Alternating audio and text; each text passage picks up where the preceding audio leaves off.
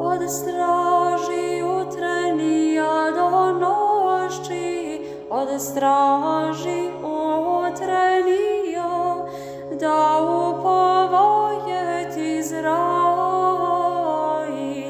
na Gospoda.